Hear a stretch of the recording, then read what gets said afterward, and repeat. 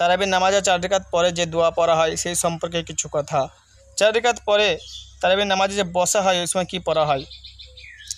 দেখুন, প্রথমত তারাবির নামাজে পরে যে 4 রাকাত পরে বসা হয়, অতটুকু পরিমাণ বসা মুস্তাহাব।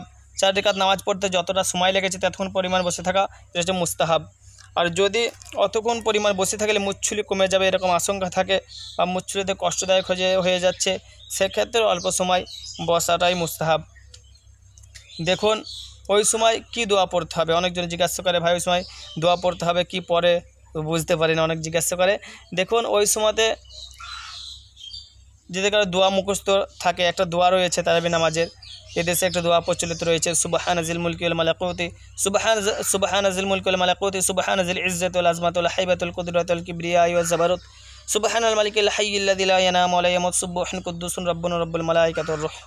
এই দোয়াটি যদি মুখস্থ থাকে এটা বলা যেতে পারে, বা এই দোয়া যদি মুখস্থ না থাকে জিকির করা যেতে পারে, কোরআন তেলাওয়াত করা যেতে পারে, কোরআনে যে সমস্ত মুখস্থ আছে সেগুলো পড়া যেতে পারে, কোনো অসুবিধা নেই।